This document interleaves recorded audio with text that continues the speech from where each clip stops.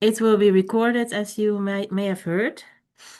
So we will have first three panel presentation from Sebastian, Tom, and Allard, and these are the topics that they will address.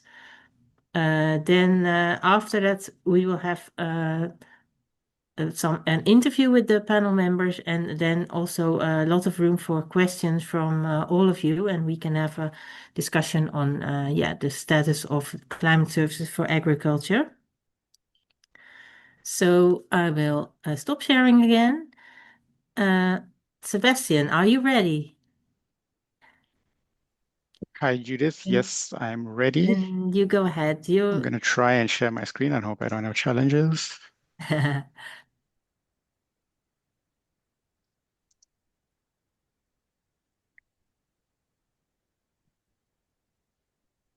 Let me know if that is showing. Yes, it's fine. So go ahead. Okay. So hello, everyone. Yeah, my name is Sebastian Gray. I'm a scientific officer at the World Meteorological Organization, and I'll present in a bit on climate services for agriculture, but focusing on a bit of the decision side. So how do you go from the data to the decisions, including these aspects of co-production and user needs and the gaps. So from there. So just to start with an overview of climate services and farmer needs, and also the products and outputs that are available from the providers. So if you look at the provider side, and they are doing their work, and there are various outputs, and these providers could be the National Meteorological and Hydrological Services, it could be the research institutes, it could be regional climate centers, and there's multiple outputs on different timescales. So on the weather timescale, there are outputs that can give you an idea of things like which days are suitable for field work. So for example, when will it be likely to rain in the next few days? What are the likelihood of a heat wave in the next few days? And then you can look a bit on the climate timescale, looking more towards the seasonal. And when you look at the seasonal timescale, then you have things like, okay, with the seasonal forecast, then you can get an idea of how are our yields expected to be, what type of rainfall can we expect over the course of the season, what would be the duration. And then you can move to maybe a longer timescale, so climate change. And then in agriculture, you can look at things like agroecological zoning or crop suitability mapping. But the farmer has, and I say the farmer, of course, there are different users in agriculture. There could be farmers, policymakers, grain management authorities, extension agents. But a farmer, a simple farmer, might have a very simple question. Do I need to plant drought-resistant seeds next season? And other types of decisions they might have is when should I plan to plant? Am I likely to need to irrigate? When can I expect a period when I'll be able to fertilize or apply pesticides? Uh, and maybe on the longer term, should I invest in irrigation or drought or maybe drought-resistant crops and varieties? So there are multiple decisions on multiple timescales. And despite there being many products, we always have to think of the decision context. And I think that relates quite closely to the work, the principles, the four dimensions of Climate Europe, climate services. So basically, the farmers go ready, set, go. On the longer term, exactly what I was saying, crop and variety selection, water resource planning, irrigation infrastructure. Then going into the seasonal and mid-range forecasts, they start to adjust their planting dates. They're looking at things like temperature, frost. Do we need to take protective action in the next few days? And then go in the coming. Am I likely to take protective action? And then go a warning that says, okay, yes, you're going to have a heat wave. You're going to have an extended period of little to no rainfall, or you're likely to have pest and disease occurrence over a certain period. So multiple timescales, multiple decisions, multiple actions. And then you look at the challenges. So the Met services or the providers are providing information, the farmers have a decision to make, but sometimes there's a gap, there are challenges. So if you look at the service provider perspective, you can look at it broadly and say, okay, there are observation gaps. We don't always have the local level microclimate information that is needed.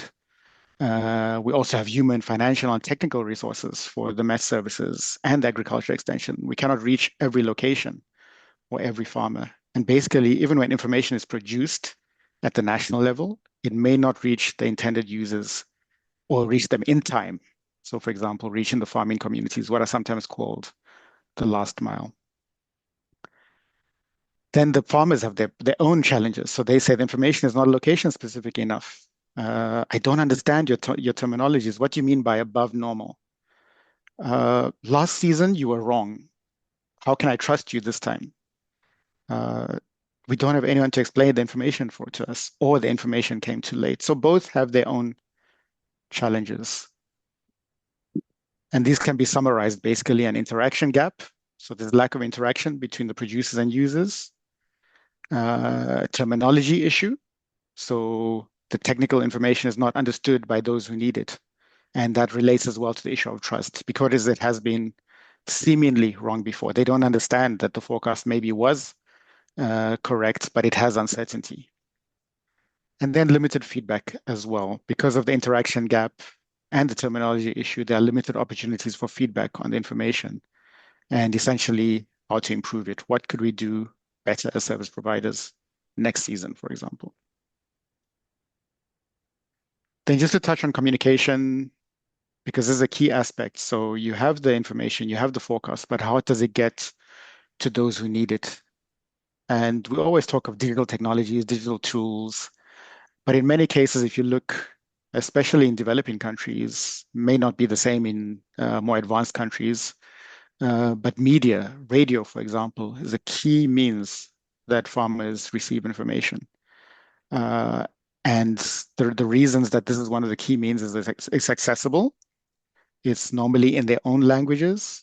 They normally use interactive ways to engage their listeners, and this is quite useful. Not to say that there aren't other means. You can look at cell phones, apps, you can look at digital platforms, but always consider the range of options. And often it's not the most fancy digital tool that's best. Sometimes it's the simplest, most accessible that works. Now to touch on co-production, looking at the gap, and just to say that in the past, climate services were a producer to user flow of information, but it's changed.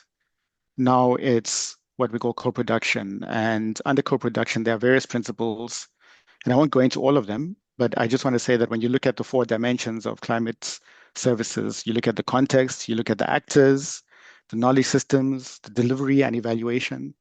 And if you look at all of these, including the guidelines for user interface platforms from WMO, the 10 principles for good production, the co-production building blocks, all of them help to identify those aspects. You need to understand and tailor to the decision. You need to understand who the actors are and what their needs are and what works for them. You need to look at the evaluation of the services and how to improve them in the future. And there are multiple co-production approaches, and I won't go too much into detail, but basically it relates again to the issue of standards and guidelines. And while you can have basic principles, which are very useful, the different tools that are available work differently in different areas, and it's up to the participants involved in the process to identify what works for them. So here we have participatory integrated climate services for agriculture. We have a farmer field schools approach promoted by FAO. We have a participatory scenario planning approach done at the beginning of each rainfall season with key stakeholders, promoted by CARE International. Here we have an image of farmers being shown how to use a low-cost rain gauge that they can also understand the rainfall in their location. You can also look at crop calendars and also the simple analysis of rainfall data in ways that farmers or users can understand what exactly is above normal or what exactly is below normal. So there are multiple ways that you can do this. I encourage you all to have a look at these processes. Maybe you're already using some of them or different ones in your work. This is just an example of a scenario. So in Eastern Africa, and here this is Kenya. And if you see the forecast, and the forecast is mostly for below normal rainfall, like I was saying, or a late onset of the rainfall season, what exactly does that mean to the farmer? So by simple analysis, for example, of your historical rainfall data using percentiles, and you can see at the top when anytime there's rainfall season, there's a broad range of possible onset and cessation dates. And by looking at the historical climate data, analyzing it in very simple ways, explain this to farmers and users to say, okay, so between these thresholds is what we would call normal, and anything outside of these thresholds are what we would call either above or below. And the thresholds, again, can be the 25th percentile or the 30th percentile. And this can be discussed with the users to see what suits them best. Judith, let me know how I'm on time, if I'm a bit behind. Oh, but anyway, I'm just about done. And this is a key part of the work that we are doing. We have a training course on this with FAO. So for example, just to understand if the rainfall season, like we're seeing here in most of the parts of the country, is talking of below normal, we could have analyzed that historically for the last 30 years, sat down with the farmers in a specific location and talked to them about what did you consider as normal, and then look at the data. But the data says that this is what we consider normal for your specific location. There are challenges. You need very location-specific data, uh, uh, which is not always there, but it goes hand in hand, like I said, looking at the data, expanding of the network, improving the forecast, and also linking to the user decisions and their local level context. Just as a last slide, please join our Agromet community of practice where we can share information on these kind of things, information, experiences. We would like to grow the group. We have about 80 members since last year. We launched it. So we haven't launched it officially, but we'd like to get more members and get the opportunity to launch it at some point in the coming months. Thank you very much. Okay, thank you, Sebastian. It looks all very interesting, and I would encourage everyone to to visit the WMO and see what is available. Is there someone who wants to ask one question to Sebastian? You can also think about your questions a bit longer because we will have lots of time at the end of or at let's say the second half of this session to ask questions. Thanks, Sebastian. Great. Uh, our next presenter is Tom Crocker from the UK Met Office. I hope he's there. Yep. Yeah, hiya, can you hear me okay? Yes. Okay, Great. and can you see my screen okay? Yes, we can see it. Perfect. So go Okay. ahead. Let me just get my things Yeah, ready. it was already fine. Yeah. Okay, all okay still? Sorry, you can go ahead. Okay, good. Right. So, yeah, well, first of all, thank you very much for having me. My name is Tom Crocker. I'm a science manager at the UK Met Office. I manage a team of around 5 applied scientists, but I work in a wider area of around about 150 or so people kind of doing what we call applied science. I'm going to talk a little bit about some of the climate services for agriculture that my team is involved in at Met Office. I've got 2 examples that I'm going to cover as part of that. One for DEFRA, which is one of our government departments, and another one which was also commissioned by them, but looking more at adaptation measures. And then some closing thoughts in terms of kind of what I've learned or what I think works well about the approach that we're doing, how that fits in with kind of Climate Europe, and I think a lot of that will chime with what we've heard from previous speakers as well. So I appreciate that this is a kind of international audience here. I expect most of you have probably heard of the Met Office in the UK. We're essentially the UK's National Meteorological Service. We're most famous for, or most well known, I suppose, for essentially doing the weather forecast and doing weather warnings and that sort of thing. But we also have a very, very large science research area, including climate science and contributions to the IPCC and so on. But my role and my team is very much kind of more in the applied science side of things, basically. So there are very, very large teams of kind of core climate science research going on. And my team, the wider area that I sit in, we're very much on the applied side, which is around taking that core climate science that's been developed and then turning it into actual information for users and stakeholders to ultimately make better decisions and hopefully have an impact on the world, basically, leave the world in a better place. The team I work in is called Climate Security. So we're mainly, most of our kind of customers or stakeholders that we work with are in UK government, but we do have some pieces of work in other parts of society as well. So a little bit of the private sector, but also some overseas development projects also. But primarily we're focused on looking at risks from weather and climate to human security, and food security being one of those kind of key elements that we look at. And the other thing to mention is that we're focused very much on the impact, resilience and adaptation side of things. So mitigation is kind of in there. We're aware of the importance of mitigation and the kind of the fact that some adaptation measures can also impact on mitigation outcomes, but our research is very much focused on that resilience adaptation side. There are others elsewhere in the organisation that do a lot of work, really thinking very hard about actually what some of that means for mitigation. And as I mentioned briefly earlier, our food security work delivers to a department called DEFRA, which is our Department for Environment and Rural Affairs, basically. So you'll hear that mentioned a couple of times.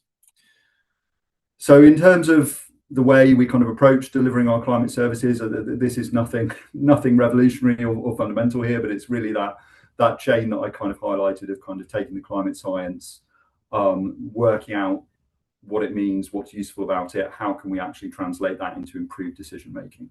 So the first thing obviously is something that's come up a lot, I think, over the festival, is you have to be decision led. Basically, you have to start your thinking around what is the decision, what's the question that the customer, the user, the stakeholder is asking. In this case, we're often working more with a policy or governmental sector focus rather than thinking specifically at the individual farmer level. And the other thing as well is translating, kind of taking information into what's actually relevant to the user. So you see a lot of broad communication, kind of headline messages put out. Our UKCP simulations, which were developed a few years ago, we've got infographics based on those, but they come with very simple messages, which are things like warmer, wetter winters and hotter, drier summers, basically. So that's good for getting the broad overview about what climate change is happening, but in terms of actually relevance to specific sectors, specific decisions, you really need to start looking at the nitty-gritty of frequencies of events and particular thresholds that are important perhaps in a crop physiology perspective, basically in terms of agriculture. Another key thing, which I don't think is going to be a surprise, is the importance of co-production. So again, trying as much as possible, and this is much easier said than done, I will add, but as much as possible trying to go through that principle of co-production, and that being a process that is continuous throughout the project rather than something that only happens at the beginning and the end. Hopefully you can do it all the way through as well, and that's engaging with both the end users and the people who are commissioning the work and receiving it, but also, and I'll talk about this a bit more in one of the examples, working with sectoral experts as well. So my background, I'm a climate scientist and meteorologist. I don't have a broad, large background in agronomy or agriculture. And so part of our work at the Met Office is also finding those other organisations that have that sectoral expertise that we can engage with, work together with to produce better outcomes. And hopefully through that, we're able to develop effective, flexible capability, which improves efficiency. And again, another key thing is the quality and trust behind those services, basically, as well. So a couple of quick examples to kind of walk through. The first one is a rather kind of clumsy title that came really from DEFRA, but they were interested in, there's a lot of information that gets presented to government or that they receive that comes from charities, NGOs, think tanks, and so but it tends to use very broad brush kind of climate information, basically. And in the UK, we import around 40 to 50% of our food. A lot of that is horticulture, it's very seasonal. And so DEFRA were very worried about the fact that we're quite exposed to climate risk in other countries in terms of our supply of fresh fruit and vegetables. And they needed more detailed information about what those climate risks look like. So in this case, we've got an example of Italy. I don't think it's any surprise to be told that Italy is going to get hotter in the future. But the question was, how severe is that going to be? Is it going to impact specifically the areas, for example, where we're importing tomatoes from? And is that heat relevant to the thresholds that are relevant to growing tomatoes? So the graphic on the left here is showing days above 38 Celsius, which is a threshold in the literature at which the tomato plant really starts to struggle and get stressed. So it was really about identifying the scales that are relevant to the user and translating that climate information from broad means, or just talk about it's getting hotter, into actually the frequencies and the hazards that are relevant to production. So this work was kind of around analysis of that data, but also there was a large literature review element, kind of providing a background to the horticulture industry in that country, what times of year the UK is particularly importing from, and so on, and tying that together with the climate information as well, to give policymakers that package of information that they would need to understand what that risk looks like in the future. Some kind of thoughts or questions around what worked about that. I think one thing that was really good was we developed a repeatable framework. So the initial report was for Spain. The initial request was actually for Spain. When we delivered that piece of work, it was very well received, and we very quickly got a request of, okay, can we do the next one for Italy, please? And we realized the way we'd kind of done things with our developing the methodology for doing the literature review, but also doing the kind of number crunching, the analysis, we could repeat that. And it meant that we could then churn out one for Italy relatively easily. And then last year we got a second one out for Morocco. And with the learnings, the efficiencies that we gained from developing that repeatable framework, we were also able to then produce another report looking at compounding and cascading risks. So developing a repeatable framework that can use gives you the breathing space, the room to actually start to explore new ideas and develop new capability. And that's something that evolved through engagement with DEFRA, the user. And again, another thing very important is that transparency of data, methods and assumptions in building trust. And that's something that you don't always see when again, government stakeholders getting those reports coming from lobbying groups and so on. They'll get a very flashy PDF with lots of fancy stuff, but often the methodology, the methods, the data sets will be quite opaque. And that's something we want to do the absolute opposite of that, of make it very clear so that we can build trust in this information, essentially. Tom? This is already the last? Yeah. Okay. Okay, good. So there's links there. I think the slides will be shared. The second example is around adaptation, and this was an example of working closely with ADAS, who are an agricultural consultancy, developing, not just thinking about what the climate hazards were, but what were the different adaptation measures that would be available. And we worked with them to develop this framework that you can see on the left there, which is kind of classifying different adaptation strategies into how efficient they may be. The lessons, again, were very similar. That repeatable framework enabled us time to develop new ideas, and the importance of transparency in what we were reporting, and evolving the production with ADAS and with DEFRA. And again, that allowed us to increase the number of reports that we've been able to put out in recent years, basically. And there's a couple of those that can be downloaded also. And then just quickly to close up, because I realize I'm over time, I don't think any of this is revolutionary, and we'll obviously talk about it more in the panel, but again, decision-led, not data-led.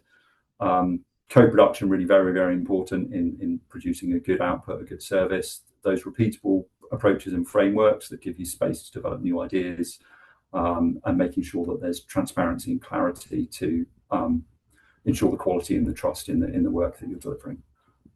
Sorry for running over time, and that's it from me. Thanks. No problem, Tom. Very, very interesting. So, yeah. The slides will be shared after the festival, so don't worry about that. Yeah, I see that there is a question for Sebastian in the chat, but does anyone also have we will first ask if anyone has a question right now to Tom. Not yet, but maybe that will also come later. So I think that we might save Nu's question for Sebastian for later. It's in the chat, so it will stay there. Then thank you, Thomas. And we go to our last panel member, which is Allard de Wit from Wageningen Research. Allard, can you share your screen? Yes, I will try, Judith. Hi. Hi, good morning. Go ahead.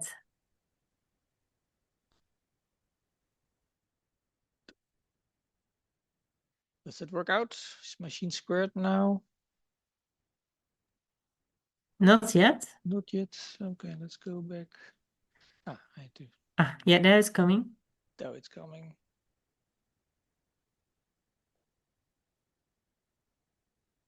Now Good. it should be Go full ahead. screen, isn't it? Yes, it's fine like this. Okay. Thank you. Yes. Good morning, everyone. I'm Allard de Wit. I'm a senior scientist at Wageningen Environmental Research. I've been doing a lot of work over the last decades in crop modeling, crop climate interactions, also related to soils, nutrients, water use, everything that has to do with crops and climate. I'm also one of the maintainers of the Woforth cropping system model. So if you've done anything with that model, you probably ran into my name as well.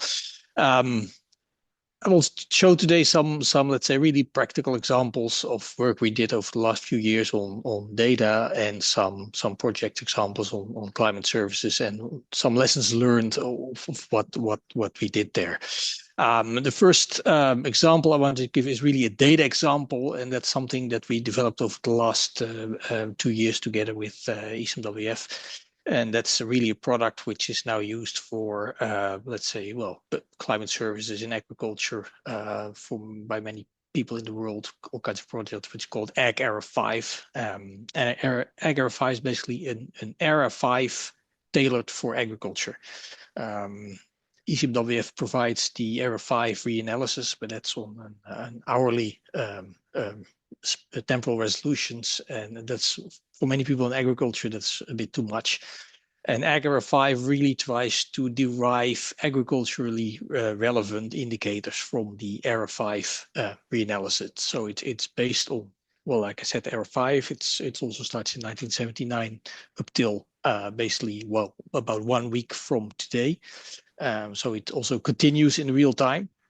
It's a global daily product with regional adjustments for daytime, nighttime, 0.1 degree spatial resolution. And it has this 8-day delay on real time. So today you will get the data from 8 days ago.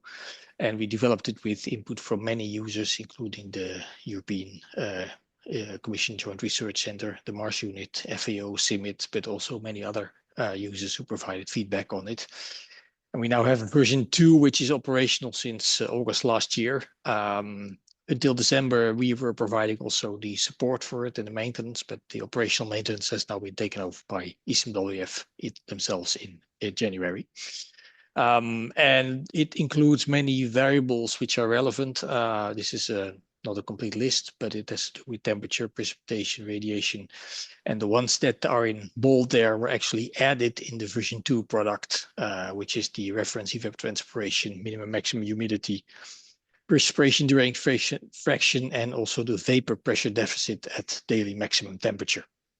And just to give an impression of how this data set is used now, it's the left pie chart gives you an overview of the different, let's say, users of the data set, and you see the bulk is still research and education, but also commercial sector is starting to pick this up. And if you look at the distribution of how the data is used, globally, because it's a global data set, and it's really the user base is really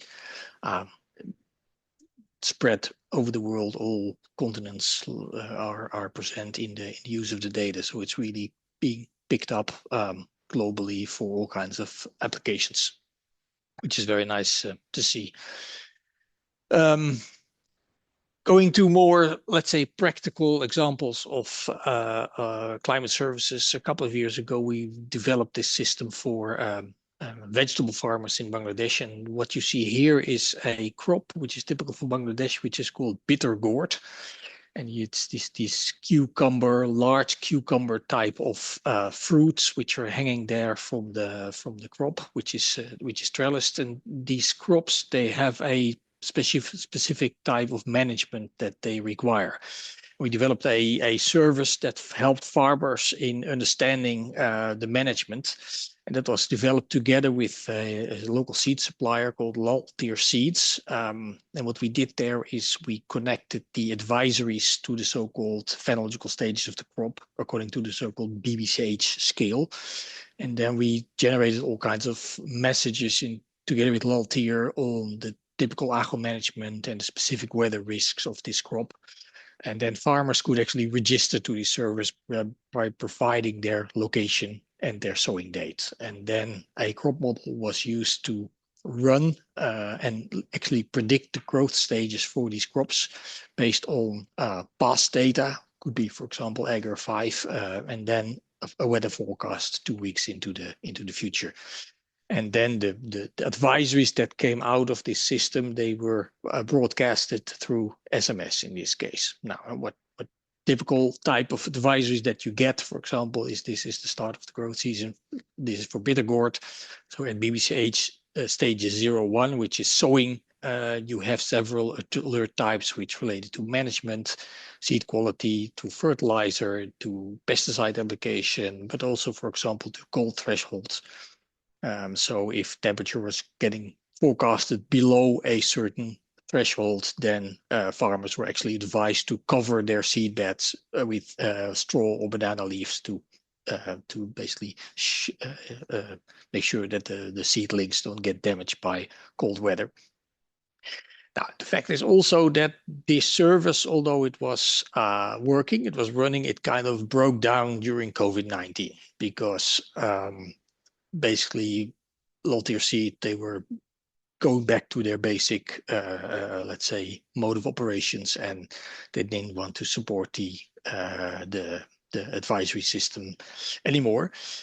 But the funny thing was that a couple of years later, I was again in Bangladesh for something else, and then I found out that exactly those same ideas, they were implemented in the government-supported BAMIS portal of the Bangladesh Agro-Meteorological Information Service. And some of the people who were working on this advisory service that we developed there were also working now on the BAMIS portal. And they took over those ideas and they implemented them. And it was very funny to see that the impact that you had was actually not coming to the service you originally developed, but it was then coming through this BAMIS portal, which is actually still operational in Bangladesh. And then the last thing I want to show you is a project that is actually running now, which is called Transform, which is a Horizon project. And that is also looking at climate change, agriculture, but particularly on the view of crop rotations. And crop rotations are quite integral to a farming system because crops are not grown, let's say, on their own, but they're also always part of a rotation. And that is various reasons why these rotations are there. And they are often for phytosanitary reasons, crop diseases, for example. But it means that you cannot simply change a crop. It has to fit in that rotation and it has to fit a certain purpose in that rotation. For doing so, we developed a tool which is called the FRE, the Future Rotation Explorer, and that allows farmers to basically put the location of their farm in there, and first of all have a look at the climate change impacts, what will happen on their particular location, and we try to make it easy for them to understand it. For example, in the gray blocks you see here, that's the precipitation time series, the precipitation sum from this case June to September. So you can easily change the where actually you are interested in the time of the year, and in the gray area you see the historical time series coming from Agar 5, and then on the left side you see what the future predictions are for that particular location, and then you, for example, you can easily see that there will be more dry summers, like Tom also said, which is happening in many cases. But then the next step that you can do is actually you can feed in your current rotation. In this case, we, for example, have a typical rotation for the Netherlands, which would be a spring barley, potato, wheat, sugar beet rotation. And then a crop model takes the future climate as well as the historical climate to visualize what the impact will be.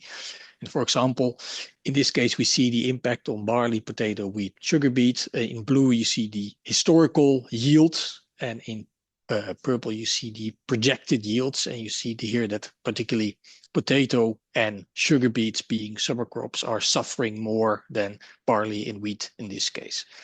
And what farmers also can do is they can design a new rotation. What happens if I sow potato 1 month earlier, or if I change sugar beet into faba bean, or do something very silly, try to see what happens if I start sowing sorghum. Something like that, and that helps them to just explore the possibilities, what can happen in the future. And we're still actively developing this tool. It's still in a prototype phase, but it's coming out nicely. So well, some lessons learned. If we look purely at the data side, we found that particularly related to Agar 5, there is a very priority on, let's say, consistency, reliability, and availability. If you want people to take up your data product like Agar 5, there has to be a clear pathway forward that this product is going to be there for the coming years. Otherwise, they won't build their downstream service on it. That means it also requires a vision for long-term product support and financial operational consequences of that. I also still think that the C3S climate data store is really important. It's a very important part of the data infrastructure. I think it's very good that it is there, but I still also think that accessibility of the product could be improved, particularly because what it's basically providing is a lot of net CDFs, and this is problematic for many users who have difficulty using this kind of information, of the data formats. And also requires improvement of documentation. For example, when I was working on Agar 5, I got a lot of emails from users saying, yes, Agar 5 nice, but there's also Agar 5 and Agar 5 Land, and there's Mera, and there's W5E5, and what should I use? I don't know. Advise me. And actually, I think that Copernicus is taking this point also very seriously with they're improving their EQC, so the quality control and advisories on, let's say, guidelines on what to use. In terms of climate services, I would also say that we've done quite some sessions with farmers over the last few months, and the demand is very clear. Farmers are struggling with climate change impact, also short-term, long-term, and they also want to know, what is my long-term sustainability? Can I still grow onions over 30 years, or really should I look for another crop? Or does it make sense to start investing into irrigation equipments, and what are the consequences of that in terms of financial investments, all these kind of things?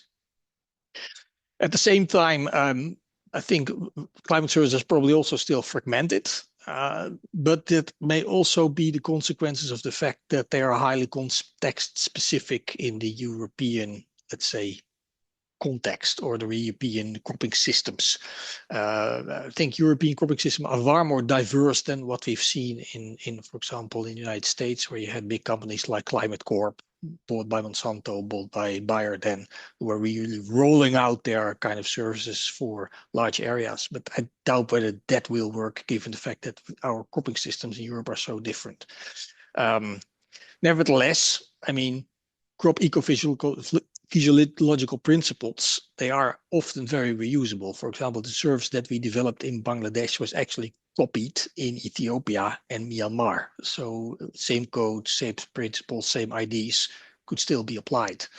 And one thing that I also want to mention is in the Bangladesh project, it was part of the program called G4W, which was funded by the Dutch government. And there was a very strong push on private sector involvement.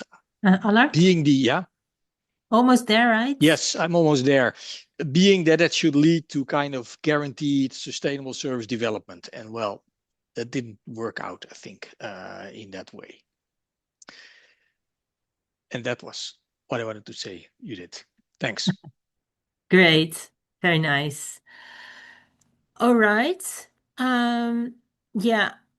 Any questions? I saw that Sebastian kindly already answered the question of Nubit. So do you want to discuss this in public for a brief moment, Nube and Sebastian? On my part, I'm happy to hear a bit as well from Nube on what she was thinking and her thoughts. I did put a bit of information that as WMO, we support the Met services in their work. We don't necessarily produce the forecast ourselves, but the Met services themselves have a range of data sources, which include some that were mentioned by some of the other presenters. So their own observations, the graded data sets, remote sensing products. They use the models that are available to them and the model outputs from the global model outputs as well. But a lot of what we do is really about helping the farmers and helping the Met services to simplify that information, to reach the farmers, to communicate it better, and the farmers as well, to be able to understand the simple things. So I gave two examples, or gave one example or so in my presentation, but if the Met service says there's a 55% chance of below normal rainfall, what does that mean for the farmer? If the Met service says there's a chance that the rainfall season will be later than normal, what does that mean? We don't want the farmer scratching their head and saying, okay, what exactly is later than normal? So trying to analyze local rainfall data where it's available through local observations from the Met services is ideal to help them understand those thresholds and say, okay, in a normal year, when you would normally get your onset is between these dates. In a normal year, the total amount of rainfall that you would normally get is this amount. In a normal year, the duration of your season would be so many days. And that helps them with their decisions and which variety to plant, when to plant, and others. Yeah. So you have, of course, a great network among all the national Met offices. Then you can also through WMO learn from that and extend it to the rest of the world. Let's say.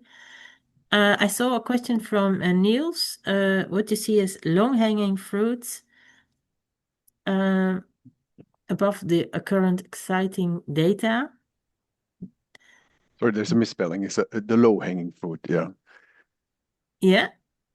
Who is a question to all of them, inspired by Allard de Wit, that when you're talking about the Ag Era 5, that there are other data sets coming up. So there's a special data sets on drought, for example, that as a how to say as a starting point, probably that. And how would you see the future?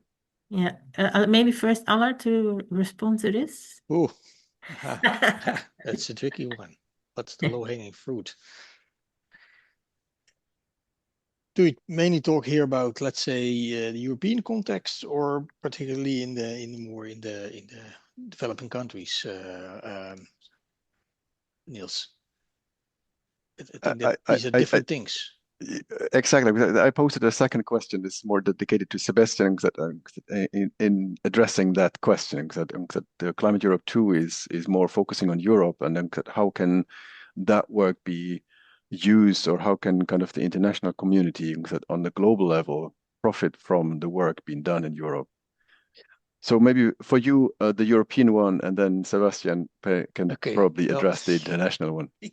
Actually, we did in the framework of this Transform project, we did quite a number of sessions with farmer groups over the last couple of months for them to understand climate change and to see whether there was interest in a tool like this Future Rotation Explorer that I demonstrated a few slideshows over there. And what you saw is that farmers, they are basically all interested in the impact of climate change on their cropping system, on their rotations, but it's not on the top of their mind because they have far more pressing issues on the short-term sustainability of their farms. So if you think about how should we progress with these climate services, I think maybe even that's the first thing you should acknowledge, that short-term issues all usually dominate these kind of things.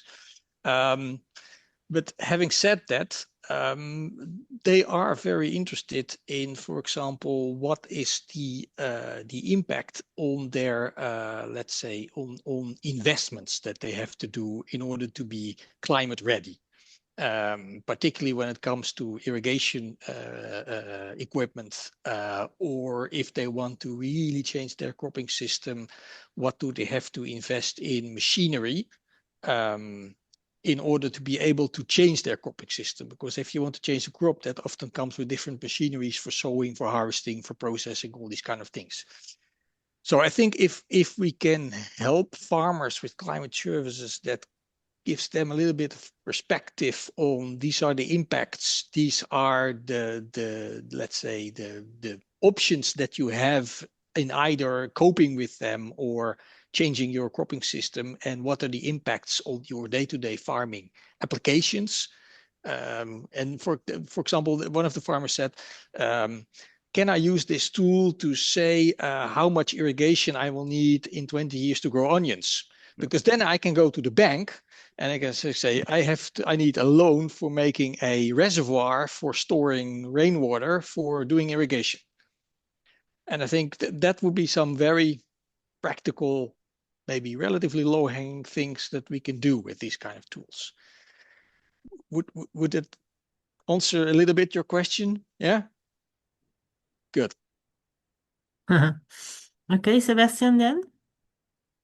Low-hanging fruits and from European work at the global scale? Maybe on the low-hanging fruits, it is a difficult question. I could comment maybe sort of indirectly on some of what you mentioned, but using AI, for example, it's all good, but one of the things that we should be clear on is things like governance, verification. We cannot just use blanket approaches to look at data and share data. And that's why even when I spoke earlier, I said local rainfall data, local weather station data is best because it really shows the true context.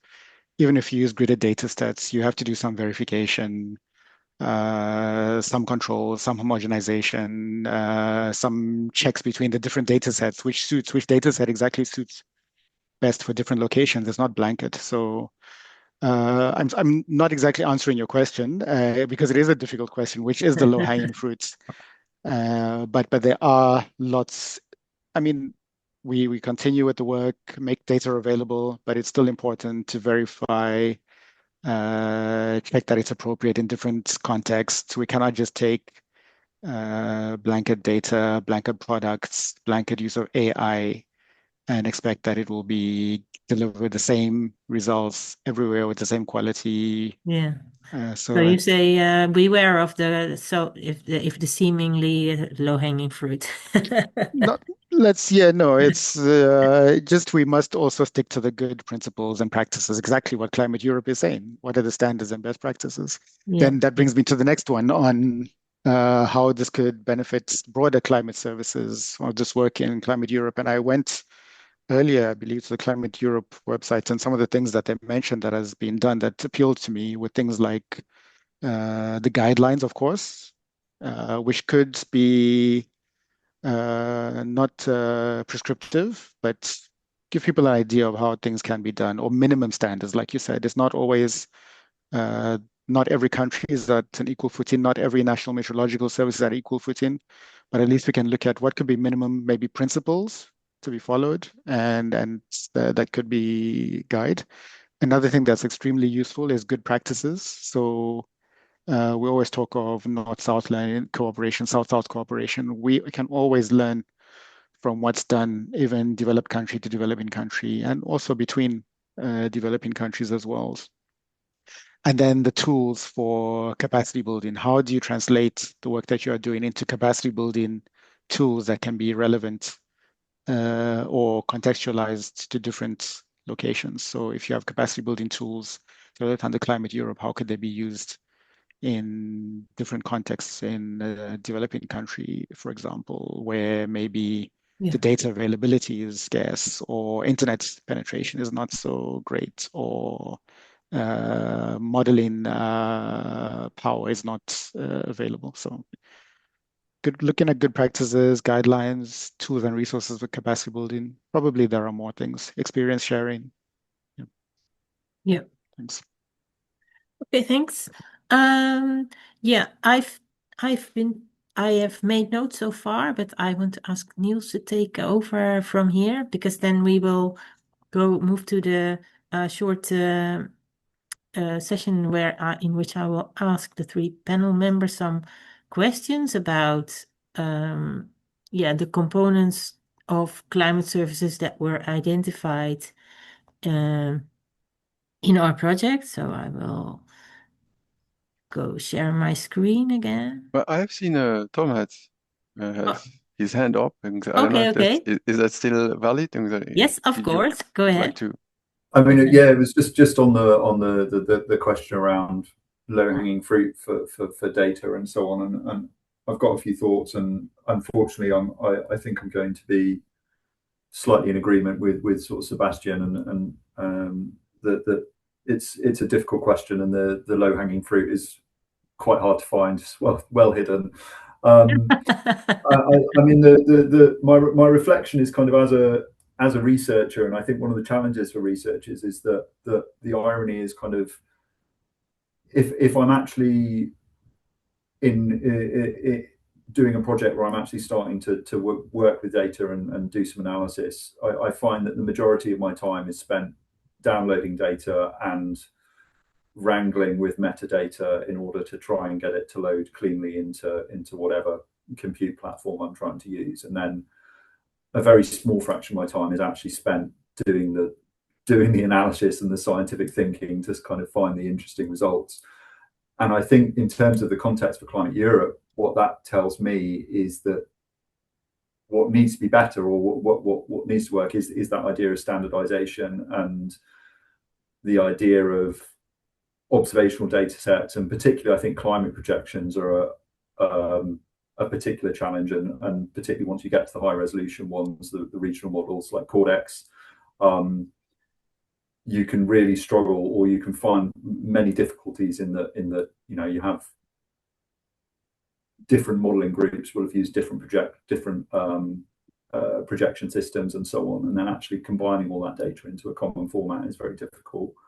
But even on Copernicus itself, for example, some of the data sets aren't always compatible to sort of work together in terms of the formatting that's used. So I think there are initiatives to try and improve that, but it's very much easier said than done. So projects like ESM Valtor, for example, are kind of working to kind of work on that. So, but I think the lesson, or the low-hanging fruit, as it were, is kind of for the researchers and scientists that are developing new data sets and new climate projections, just kind of if people can kind of try and stick to the CF standards and actually sort of, if there can be a better way of enforcing like the fact that these data sets are in a way that they'll work together. I mean, I can see Judith laughing basically, but that's the challenge basically, and it becomes about no one has enough time, and it's like we need to get this data uploaded to the thing, so never mind. But it really does have knock-on impacts further down the line when people are trying to use that. The amount of extra time and headaches when you're grappling with incomprehensible Python errors because data sets won't merge, that sort of thing. So This was not the place where we were expecting the low-hanging fruit, but there it is. So that's something for you to take on, Niels. Yeah, the question was coming with a reason for sure. Yeah. All right, so I'll try again to share my screen. Let's see if it works. Yeah. Okay. You see it? Yes. So this is maybe everybody here has already seen this, but this is the climate Europe 2 objectives. It's about standardizing and supporting the network development, increasing uptake of climate services. And these are the components that I was referring to. So and the decision context. So yeah, of course, in a global environment, these decisions can be the context can be very different. What is public? What is private? What are the available facilities? Then the second is the ecosystem of actors and the co-production. We heard very nice examples, of course, of how actually co-production is always having a role to if you want to have a working climate service. The third is the knowledge systems, and that's of course a really well developed part already of climate services. And the final one is delivery mode and evaluation. And this is, for example, about visualization and understanding of the results of a climate service. Yeah, I will keep it at that. So, yeah, I wanted to ask, let me see. How to Sebastian, how do you think climate services for agriculture are developing? Are there a lots of existing providers, or are there also lots of new providers entering the market? Do you have any idea? Okay, so in terms of how they are developing, well, in the broad context, I mentioned in my presentation that basically there has, and maybe there is still an ongoing shift of this provider-driven climate services, which was mostly from the National Meteorological and Hydrological Services, more to a user-centric climate services delivery, which includes many of the principles that you mentioned, including looking at the decision context, who are the actors involved. And with that, yes, there have been many actors coming up, startups, private sector, many different projects funding different aspects of climate services delivery. There are, I would say, lots of opportunities for involvement of these actors, including the private sector and startups.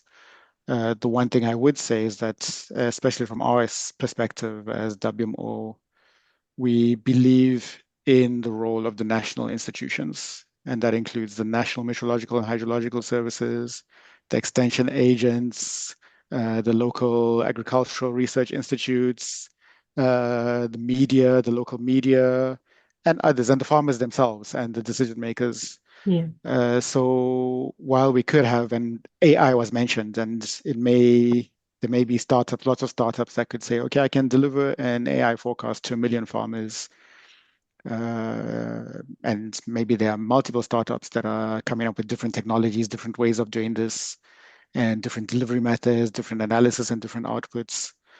What I would say is that we still would like to see that capacity and those services being supported through the National Meteorological and Hydrological Services, capacity building and working with them to be able to provide those services better to their users. And it's not to say that the private sector, there will always be different types of decision makers and users, but we also consider that in cases like in many developing countries, climate information is a public good.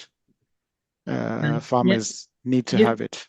You And think that is different from because we heard in the section 5 we heard about insurance sector and now about competitiveness, and you think it's different in agriculture than for other sectors? that's a good question. If you look at agriculture and the linkages maybe to water, to energy, could be hydropower. There are private sectors, but I believe there are also some aspects. And if you look at what some of our colleagues were sort of mentioning, but the development of, say, a hydropower dam may require international consultant to come and develop those climate projections. But in another situation, we could have the local institutions or local institutions doing that, not necessarily for free, but at least as a cost recovery method to make sure that the systems in the country work and continue to work. So ensure that they can provide projections, they can provide seasonal climate services. All right. Okay, Yeah, nice. just Yeah. to consider the dynamic that there are many actors, but also the role of the national institutions is extremely important. Great, nice. All right. Next question to Thomas. Do you see quality issues in the present array of climate services for agriculture? I guess in my experience is most of my experience, as I hinted at, is mainly really dealing with government kind of policymakers and those involved in collecting evidence for that then they're providing to policymakers who are thinking about what climate risks to agriculture and food security look like in the future.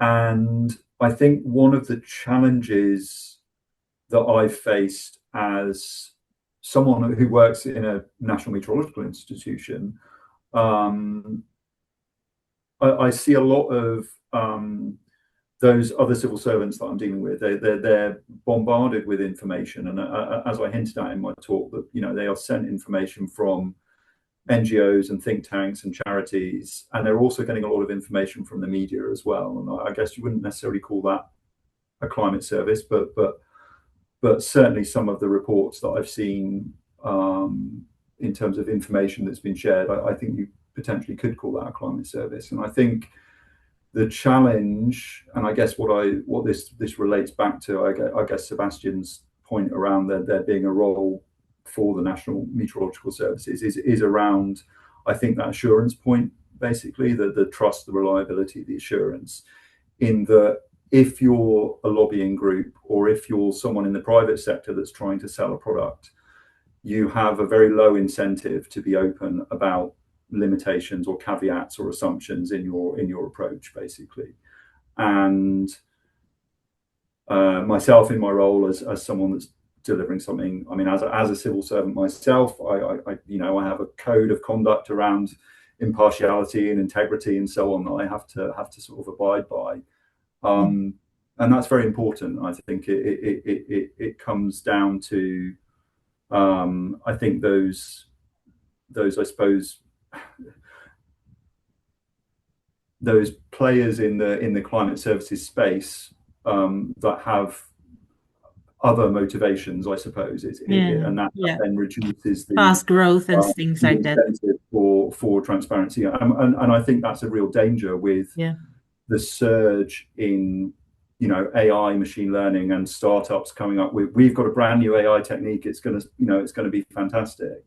There's very little incentive there for them to be open about the limitations or the challenges with that, because they're probably trying to get investor money and so on and so on. And of course there are all these there are these apps that you can download on your phone, and you don't know which ones are the best ones for predicting rain, but sometimes the National Met Office is, that it's better, only you understand the commercial one better, the way it's presented. So there's a lot of development, I guess, in that area, and a lot to be done, and also very relevant, of course, for our project. So then a question to maybe the most difficult question to Allard. How about the role of standardization? Can it help in improving the quality and the trust? Yeah, it's a difficult one. Like I said in my lessons learned, if we look at what we did, this Agra 5 data set, then yeah, of course you need to standardize on certain principles like the CF conventions, but it's a very technical one, of course. But in the end, what was very important is also simply the fact that the data set is there. It's supported for long term, so people can rely on it. And maybe that should also be part of the standardization, that you say, okay, this is a data set which is, we propose it as a standard, and we're going to support it for the next 10 years, or 10 maybe a lot, but at least 5 years, that people can standardize their service on a product which is guaranteed to be there. Yeah. So maybe that's my take on standardization, is that becomes part of the standard. So we're going to support this for So the at least a couple of sustainability of years. services. Yeah, the sustainability of services. Yeah.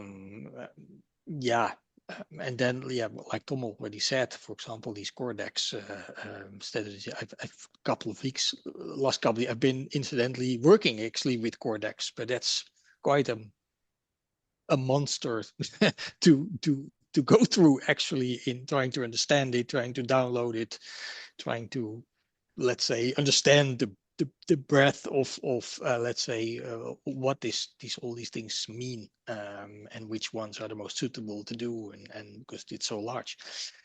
So standardization in that sense would require more in terms of giving more guidelines on how to use this data set and which ones to pick. And if you want to, for example, have the distribution of possible outcomes, but it's not possible to go through all the Cordex variants, how should I select my ensemble, for example? Yeah. And that's not in terms of technical standardization, but in terms of more, let's say, documentation guidelines. I think there's a lot to gain there. Yeah.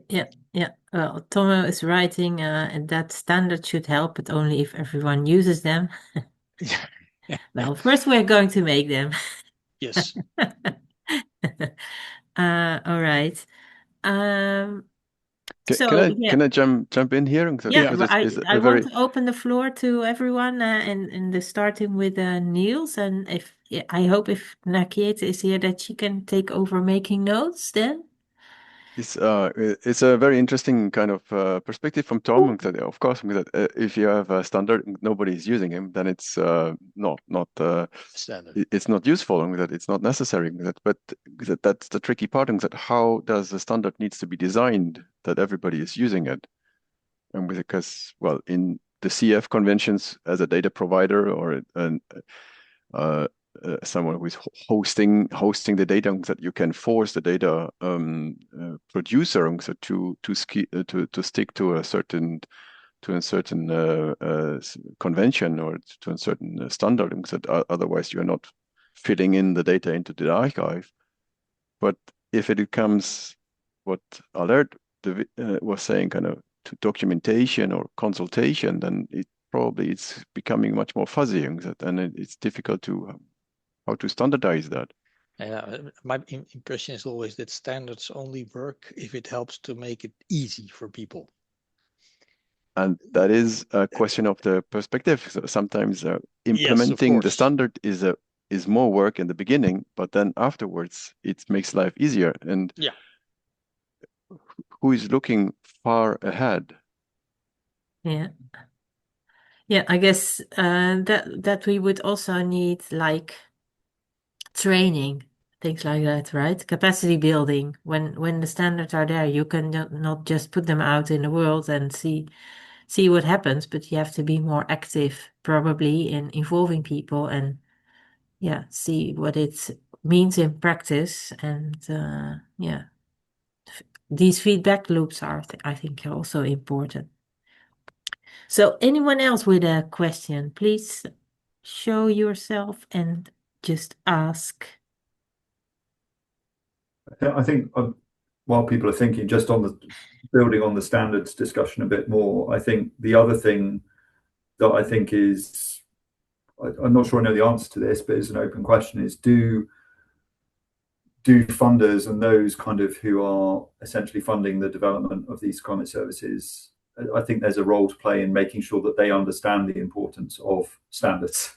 And you get it's a similar challenge, I think, with things like quality assurance and so on, in that you often find that the budget for a project doesn't include enough contingency or funding to really do the standards, do the quality assurance, and therefore it's always the first thing to slip when things are tight in terms of getting your project finished, basically. So I guess there's something around making sure that projects are adequately funded and resourced so that there is space to do that standardization work, because it's ultimately, unfortunately, one of the things that slips, because people just want to get the deliverable, the actual shiny thing out, and you need the other supporting bits as well. Okay, thanks. Maybe I can just add a few very quick things, but just, yeah, from WMO perspective, standards are extremely key for us. And we have standards for processes, standards for equipment, standards for data collection, for example, for the specifications for the equipment, standards for the transmission, standards for various things. But we still see challenges. Despite that, we see Met services struggling, for example, with networks that don't feed into each other because they've gone to a competitive bid and one supplier has won over another for some reason. And maybe they did somehow meet the standards that are there. Maybe the standards were not enough to specify that there's some small missing gap. So yeah, standards, I just want to say standards are important along different places. At the same time, we don't want to stop innovation. I've also seen places where innovation comes and you also don't want to stop that. So also try and find a balance between totally standardizing and maybe stifling innovation. And I go back as well to a battle that went on long back between two video formats, Betamax and VHS. And there were two competing standards. And ultimately, one won, not because it was forced on people, but because it was easier for people. It was cheaper. It was useful. And maybe that's what we have to look at. What's really useful for people, for users, for the providers, but still making sure things are interoperable, meet minimum requirements. So just a few thoughts. Okay. Yeah, Niels? Yeah, just to reply to that aspect, and there was a data set out which was kind of scientifically not really correct. So the information inside was low, but it was in a format that was easy to use in the GIS forms. So it was very highly used just because of it was nice to handle, but the information was wrong, or it was weak. And so that is if you say kind of that the video format has been winning the competition just because of the usability, in our case, we need to take care on that, that kind of it needs to have a right content and both, and also be good in the usage. Then it has to be made easy. Just to respond, excellent point. Yeah. So yeah, we need to make sure that there are standards for processes, for outputs, for inputs, and that as well consider how those standards meet the user requirements. Yeah. As well. Nakieta also raises in the chat that we would have to better understand why standards are used or not. So I guess that would be an interesting path to follow as well. I want to emphasize that this discussion is really open to anyone in the room. So if you have any questions, then please raise your hand or just open your mic.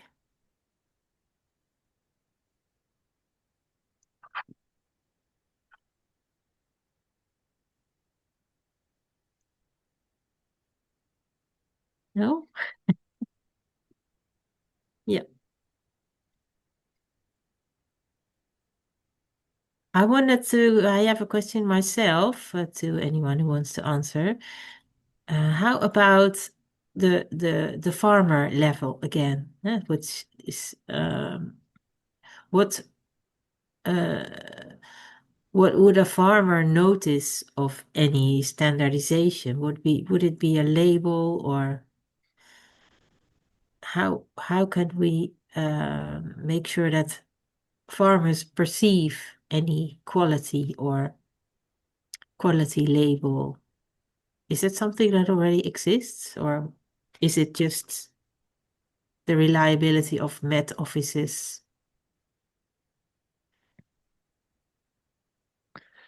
I think there's probably something in the not necessarily a label, but it's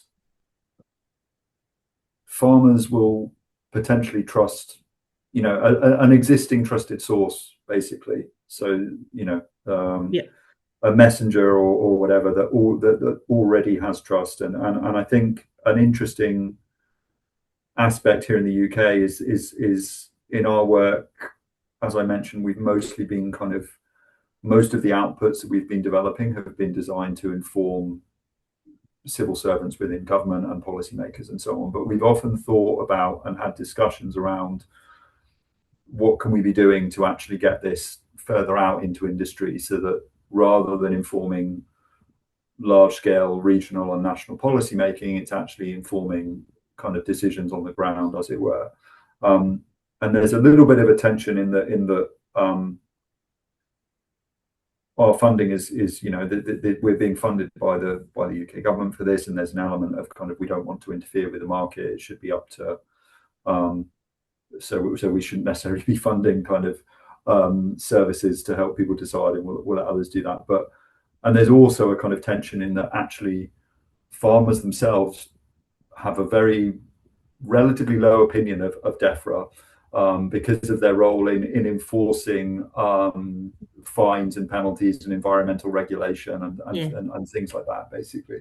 But one of the things we're trialing this year actually is there is an arm's length body that is technically funded through DEFRA, who's been, I think, working with farmers for about 20 years now, and they originally were around this idea of helping growers and farmers understand how to respond, how to deal with their environmental responsibilities, mainly around water quality and safety, and ensuring they weren't having excess farm inputs and chemicals running off into waterways and so on. And they, over 20 years, have kind of developed a very strong reputation and level of trust with that community. Yeah. And so we're now starting to think about a pilot project where we can sort of develop some of those ideas, and that ADAS example of here are the different adaptation options that are open. Here's what climate change is going to look like for your region. Here's what you need to think about. So we're working with them to try and develop that into a service that will actually reach down into industry. But again, I think the key with that is around that idea of finding a trusted messenger, basically, someone that trust already exists. Yeah, I think that most farmers are climate experts themselves, right? They Well, yeah, but I think Allard's point, I think it was Allard that made the point that at the same time, though, there's a real challenge in that farmers are very, very busy, and Yes. they have enough to deal with worrying about the weather this season, this week, or the weather that's just happened, that climate change becomes a very secondary consideration, and that's one of the other aspects that we're trying to develop a bit further is weaving in, and this again through the co-production, working with experts in the economics to try and understand, can we actually start to model the economic consequences of help people make those decisions, such as, again, I think Alar's example of, if I can get the information that I can grow onions in the future, but I'm going to need this level of irrigation, then that gives me the information to go out and get the funding or whatever else. So starting to think about those questions, but then and also the future climate is unknown to them, and like things like salinization, effects of sea level rise. But I think the challenge with that work that we're finding is actually the level of extra non-climate information that you need to be able to model those outcomes effectively is quite high, and is also quite uncertain and quite difficult to come by in terms of actually what are the costs of these different adaptation measures, because it varies. You can have less onions for a better price, right? And we don't know exactly. We don't know the economic, how much onions are going to be selling for in 30 years time, for example, etc. So there's many more uncertainties that make it very, very difficult. But one of the things I like as someone working in climate space is actually when you start to think about those very distant futures, 20, 30 years in the future, the climate information is one of the things we can actually constrain and be reasonably confident about. Whereas in terms of really understanding probability distributions that we can have a reasonable amount of confidence in, whereas a probability distribution in terms of the geopolitical situation and the economics of grain prices in 30 years time, I wouldn't want to be predicting that. But I've seen those decisions, those long-term decisions. I've seen some analyses where the crop was going to be less, but it was still the best place in Europe to grow it, because everywhere else was going to be worse. So then still you have a good outlook. Alla, do you want to respond to this? No, not specifically. But what you do see is like I said, farmers are really interested in this kind of climate services for their, let's say, their 20, 30 years outlook, but it's currently not on the top of their mind often. And indeed, like we just discussed about prices, one thing really farmers are asking about this future rotation explorer. Well, you show yields, but I don't want yields. I want the economic performance of my farm. That's what I want to know about in 30 years. And they say, okay, sorry. Well, we cannot provide you that because we have no idea on how that is going to work out. I mean, like I said, so many variables. So many variables, and it's also that let's say good yields do not necessarily mean good economic performance. Actually, it's often the other way around. I mean, 2025 was a terrific year for potatoes, and it was so good that they have such high yields that the price is going rock bottom. It's close to zero actually at the moment. So How about more long-term crops like tree growing or wine growing? Yes. We've been actually discussing that, particularly in the relation to fiber crops, and also crops like biomass crops like miscanthus, for example. The fact is, at least in the Dutch context, farmers don't really like that kind of crops. There are several reasons for it. First of it, the market. There is no clear market for it. And if there is a market created for these kind of crops, they say, well, is it going to be there in the next 5 years? Maybe what happens if the Ukraine-Russia war stops, the border with Russia opens, and suddenly all the fibers come from Russia? Then we are done with our fiber crops. And the other point is that many of those crops, you don't sow them for one season.